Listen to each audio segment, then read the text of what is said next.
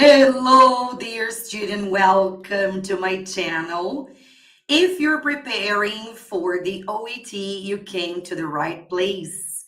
I'm Soraya Quirino, a teacher of English with 22 years of experience, and I'm an expert in proficiency exams. So I've been preparing students for the IELTS, the Duolingo English test, and now the OET as well.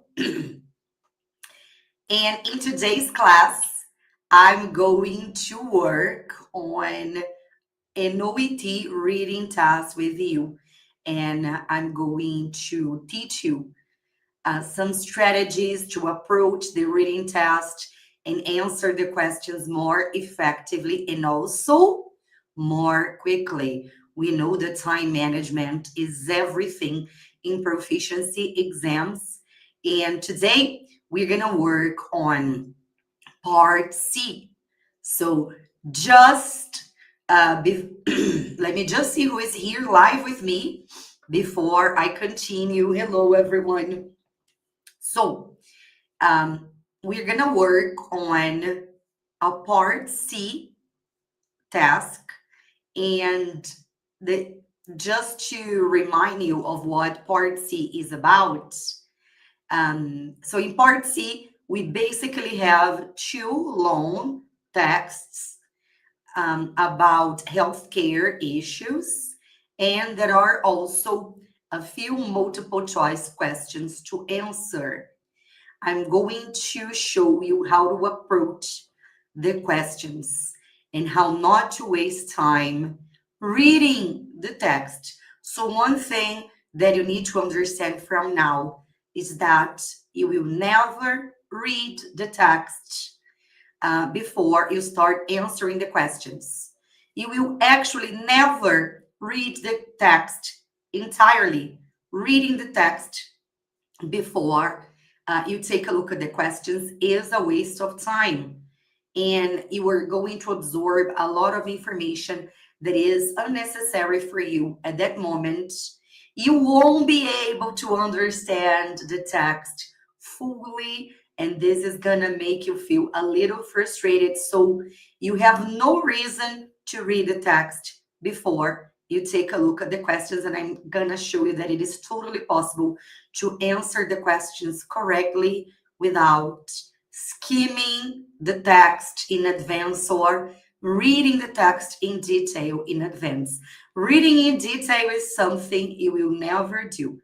But hands on, let's take a look at the sample task that we are going to work on today. And so here it is. We have a part C task. This is an authentic task that I got from the OET website. This is part of OET sample test 5. And the first thing that I do when I take a look at part C is reading the heading. So let's take a look at the heading. Planning for the future. Okay, we already know it's something about the future of healthcare, but this is not enough. So I highly recommend that you take a look at the first paragraph. So just skim the first paragraph to have a rough idea of what the text is about. So here, when I skim the first paragraph, I'm going to see that the author is mentioning a specialist called Professor Robert Winston, and he's talking about the hiring process for his laboratories, and it is also talking about recruiting strategies. So I don't need to learn more than that. If you are the kind of person who is a bit more controlling, I know that controlling people have problems not reading the text. You can just read this first paragraph in more detail, just to know what the text is about, just to give you some more confidence. And then you can move on and take a look at the questions. So that's what I usually do. I read the heading, I skim the first paragraph, and then I take a look at the questions. A few things that you need to know before we continue. The questions will follow the order of the text, and that is why you don't need to read the text entirely. There is also something else really important that you need to know. The questions, they focus on specific parts of the text. They never ask you a question about broad understanding of the text. And also, you never have to interpret anything the author said between the lines. So the answers are usually pretty obvious, I'd say. You just have to learn how to deal with the options that you have, because you know that two of the options that you will see in each question are usually easy to eliminate. So you'll be able to easily eliminate two of the options. And then you have two options, perhaps, that you have to choose from. But they deal with specific parts of the text and also very factual information. So you don't have to make deep interpreting of the text. Okay? So let's take a look at the first question. So I have some tools here to help us. And what is the writer's reaction to Professor Winston's strategy? So we already know this is in the first paragraph. So we need the writer's reaction, okay, to this guy's strategy. So one thing we need to understand is, what strategy is this? What strategy is the question talking about? And then we come here and we need to eliminate two options. As I told you, it will be easy to eliminate two options.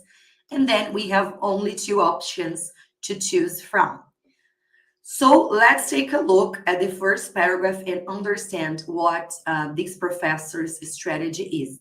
We already know they are talking about a recruiting process. So it's about his hiring process to his laboratory. Guys, let me just cough and drink some water before we continue, because my throat is like itchy today. Okay, so let's take a look at the first paragraph. So here, basically, he says he avoids hiring graduates who have achieved high first-class degrees to work in his laboratories. So the strategy is right here, is right at the beginning. That's why I tell you that you don't need to read the entire text or like focus on the text on its entirety. Focus on specific parts. Okay, so here, this is his strategy. Okay, we need to understand the author's reaction to this strategy. So basically, you need to understand whether the author is positive or negative towards this strategy. So, okay. So here he says that many hardworking, gifted students may feel aggrieved by his approach, but it's refreshing to see public acknowledgement that recruitment strategies must assess more than just academic ability. So I know that the author thinks this is a great strategy. So he agrees with the strategy that is employed by Professor Robert Winston. So let's take a look back at the question, okay? So his strategy, he approves of the idea behind it. He's surprised by the theory it is based on. He worries about the implications it may have. No, we already know he's very positive about it and he doesn't worry about anything.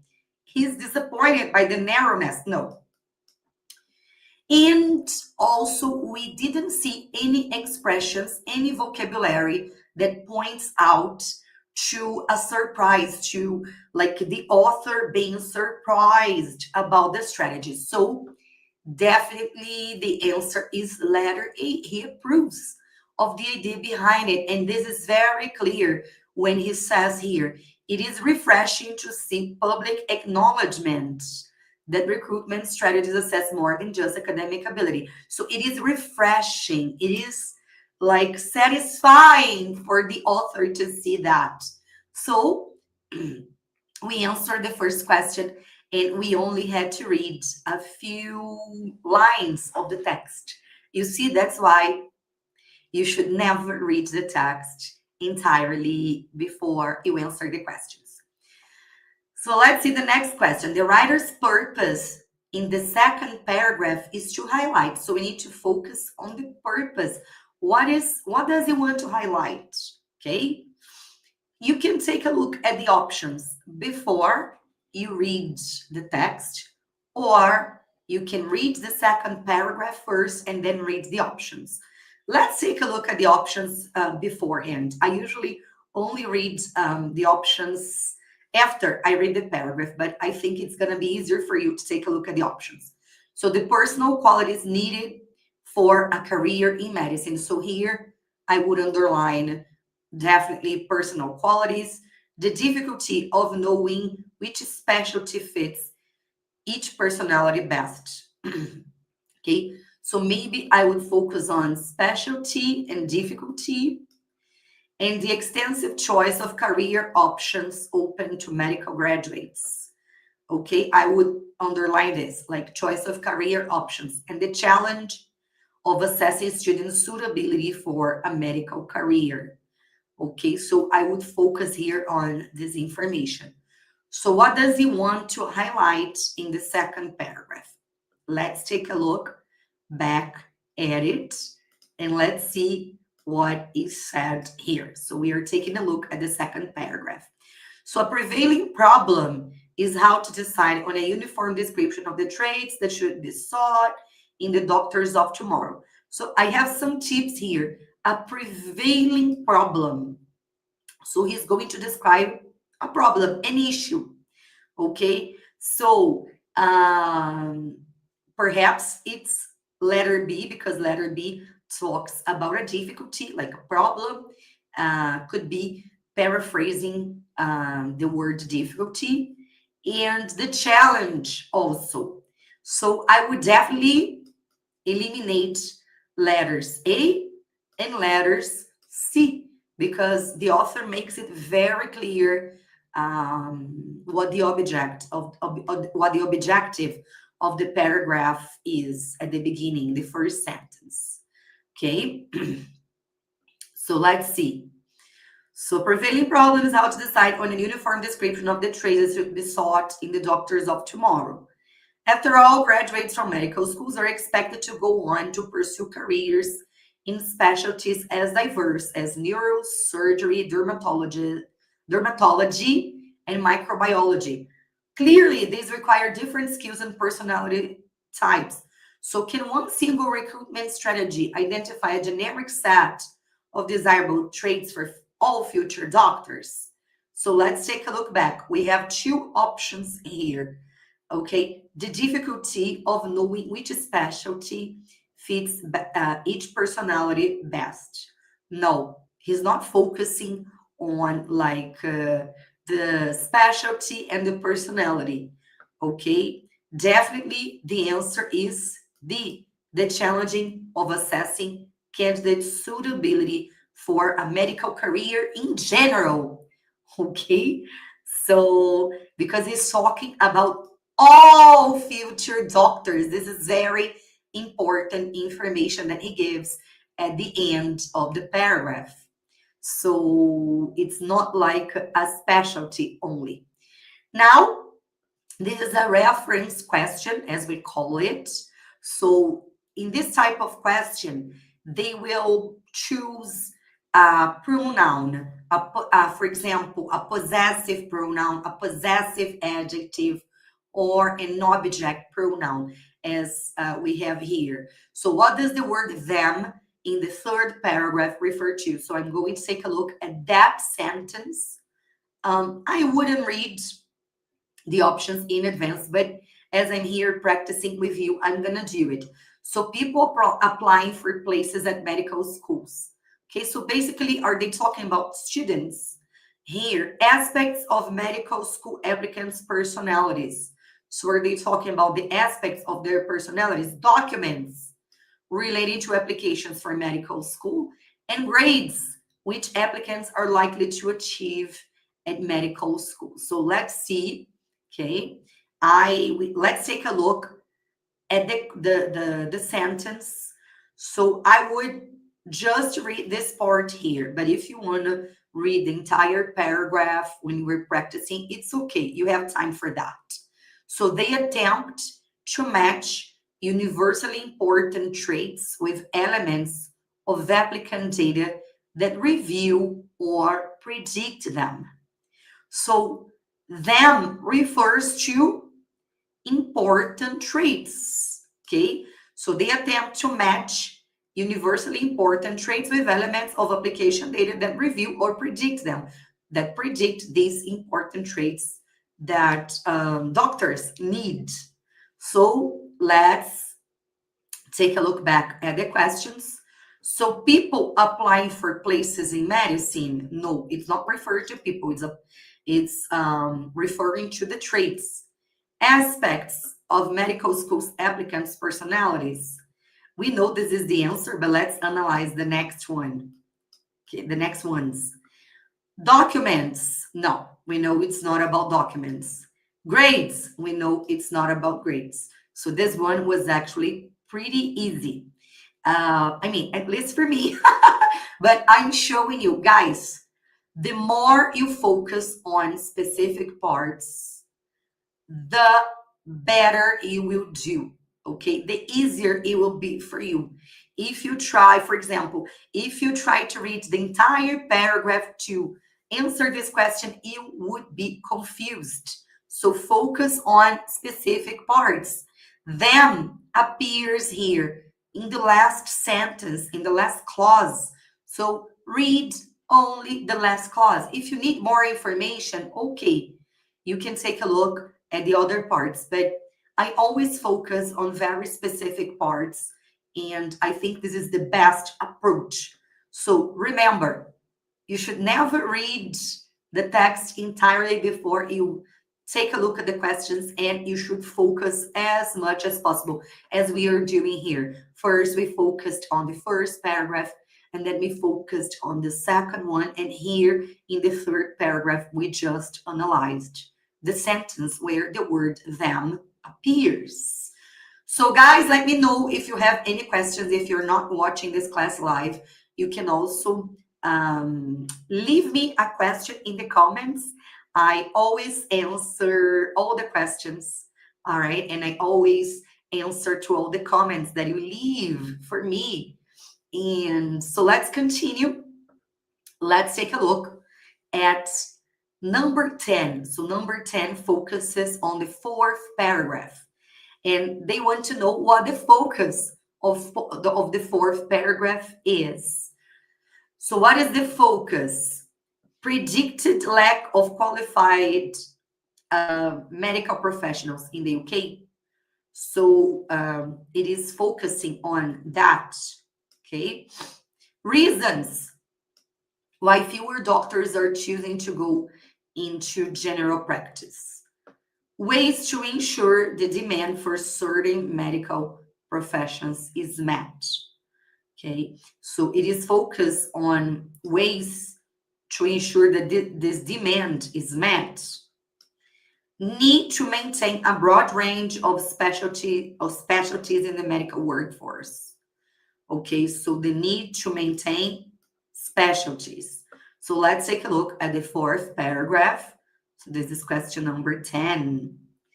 And 1, 2, we have already done 3. And now we are going to focus on paragraph 4.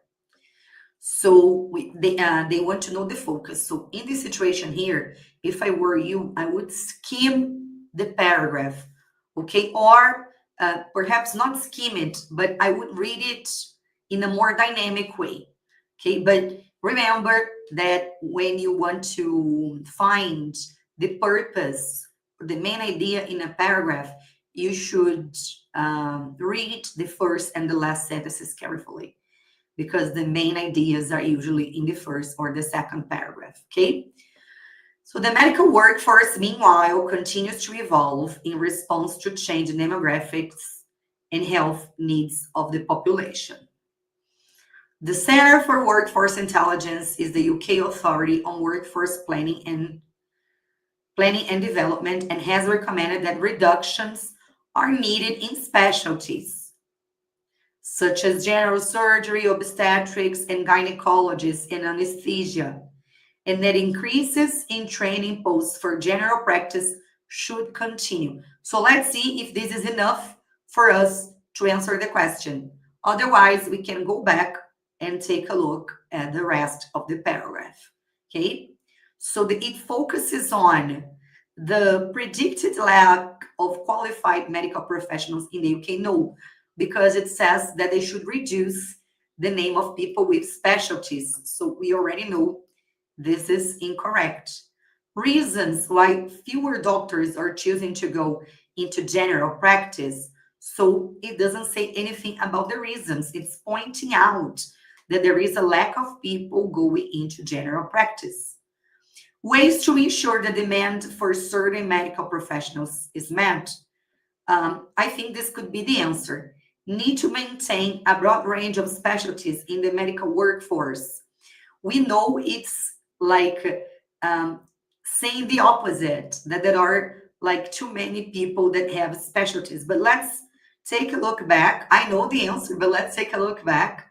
All right, so according to its analysis, an overall decrease of 160 entry-level training posts for specialties based at the hospitals, and an increase of 450 in general practice training posts would correct current imbalances.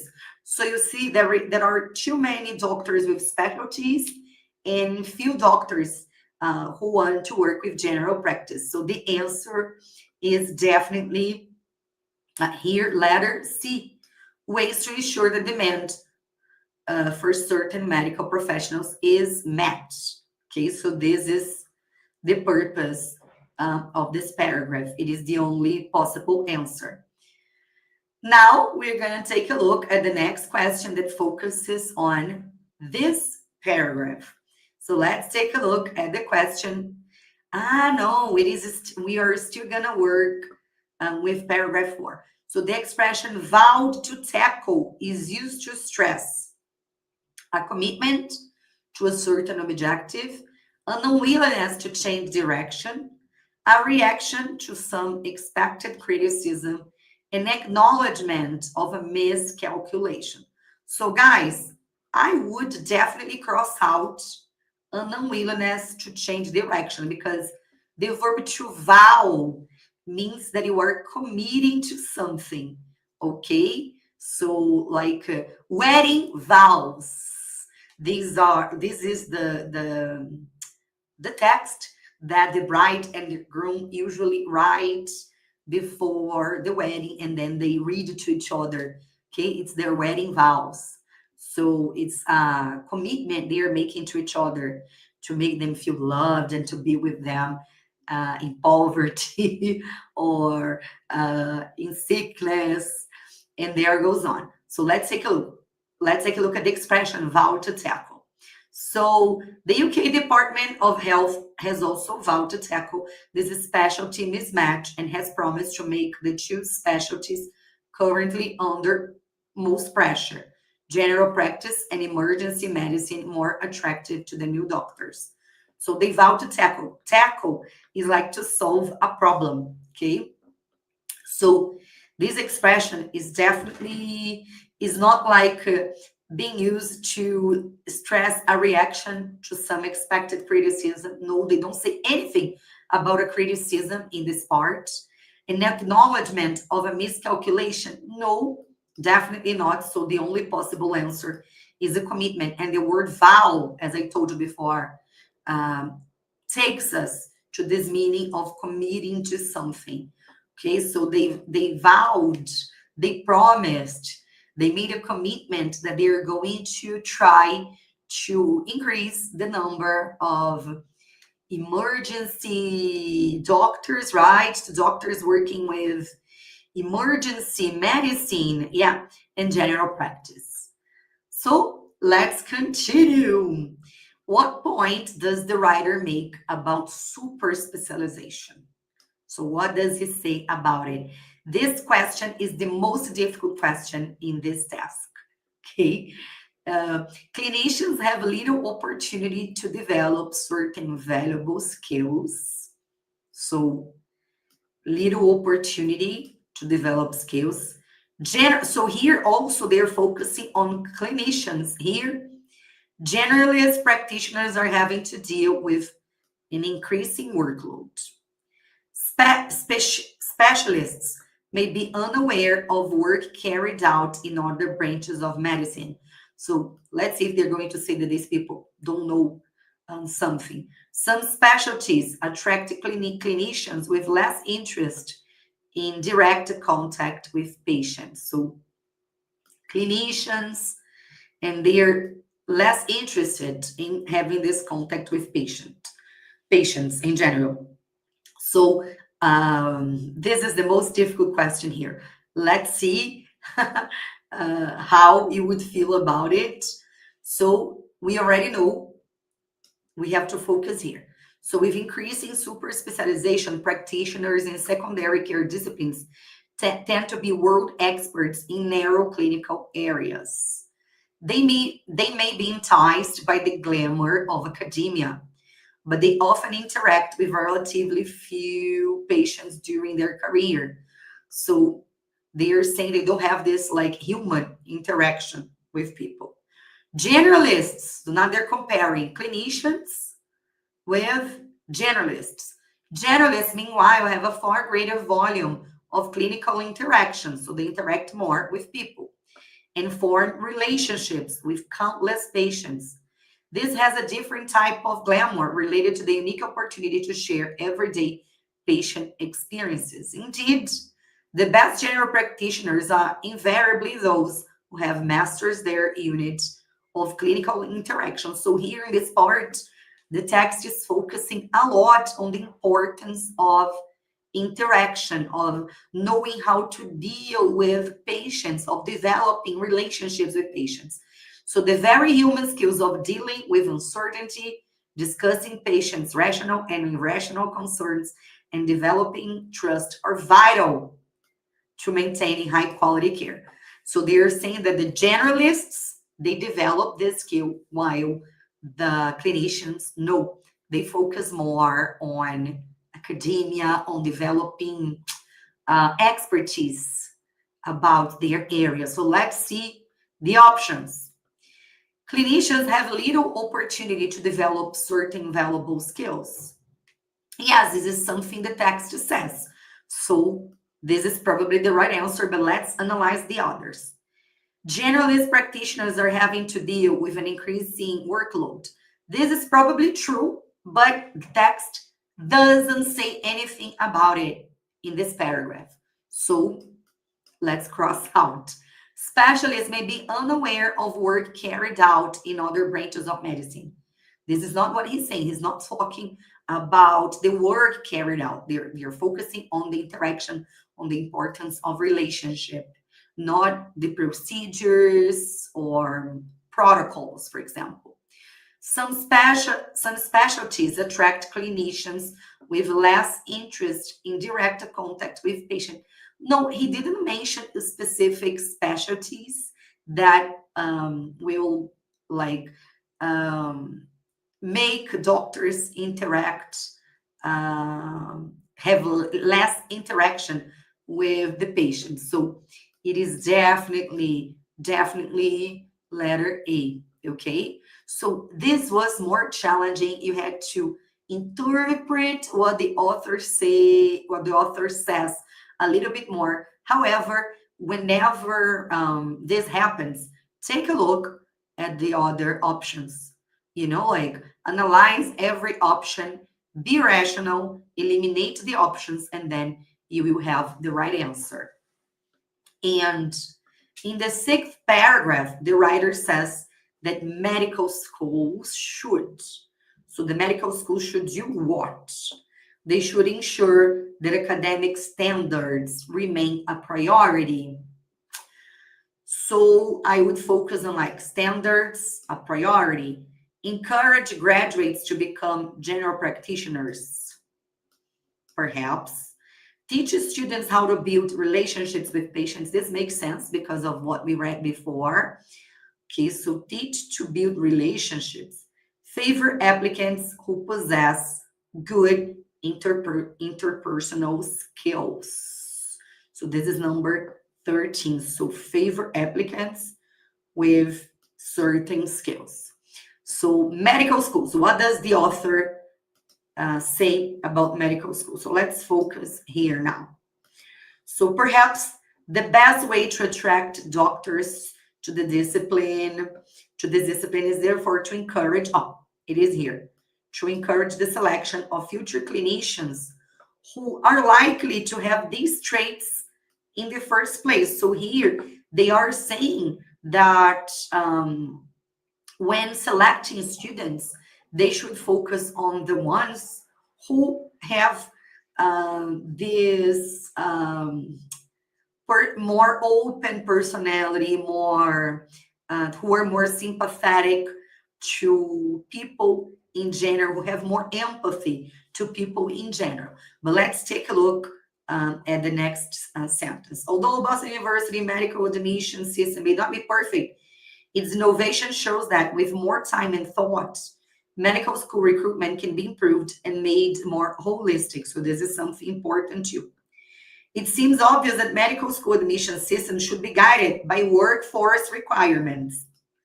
So what is the text saying here? That they need to select students based on the traits that the market needs, and the market needs more general practitioners who have more empathy, who enjoy dealing with people.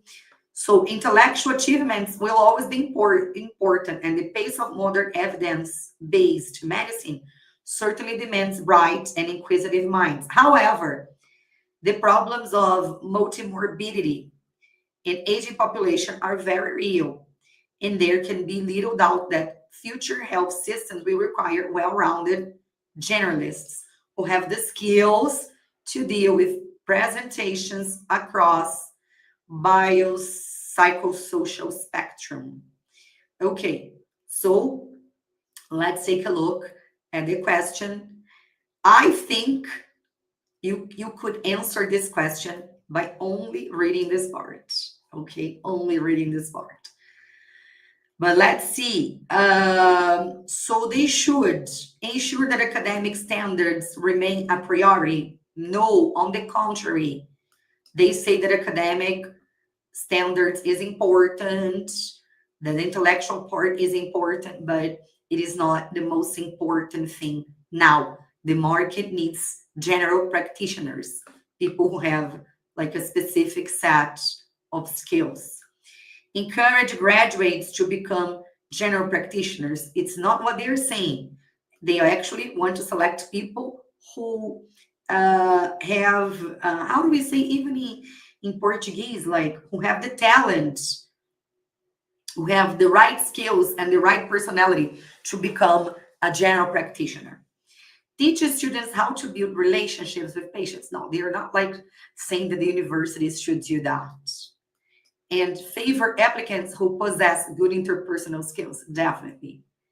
This is the right answer. I think this is very clear. The previous one was a little tougher, but this one is very clear. And what does the writer suggest about the UK Department of Health in the final paragraph? So let's focus on what the writers say about the UK Department of Health. It underestimates the scale of the challenge. Its approach to solving the problem is misguided. So are they going to talk about their approach and say it is misguided? its grasp of the population's healthcare needs is limited. So the grasp is like the understanding of the population's healthcare needs. It has misunderstood the underlying causes of the situation. So let's see what they say about the UK Department of Health. So now we're going to take a look at the last paragraph. So a holistic admissions process is likely to facilitate the recruitment. No. Let's focus here on the part where they talk about the UK. The UK Department of Health would be better advised to invest in the medical school admissions process and re-evaluate recruitment to the profession altogether. So perhaps instead of coercing existing doctors towards facing the generalist challenges, so they're saying the UK Department of Health should improve this medical school admissions process in order to attract people who have a well-suited personality to becoming a generalist. And they should not coerce the doctors to become generalists, right, afterwards. So let's see here. It underestimates the scale of this challenge? No. Its approach to solving the problem is misguided? Definitely, because they are like coercing the existing doctors and not trying to solve the problem in the source. But let's see the authors. Its grasp of the population's healthcare needs is limited. Nothing is mentioned in this regard. And it has misunderstood the underlying causes of the situation. No, they're not discussing any causes. So I think here it would be perhaps easier for most people to eliminate the answers and then choose the best answer. But I think the answer here is quite clear. Okay, so this is my approach to part C. Remember, don't read the text before you answer the questions. Before you take a look at the questions, try to understand what the text is about by reading the heading and the first paragraph only, and then take a look at the question, perhaps underline some keywords. I always think it is crucial to work with keywords, and remember that the text will always use different words. So for example, here, let's see a place where it is like very clear. Ways to ensure aspects. The challenge of assessing candidate suitability for a medical career. We know that the author begin the first paragraph by using a prevailing problem. So prevailing problem was paraphrased as a challenge. So remember that they're going to use the synonyms and not the same words. So pay attention to those details.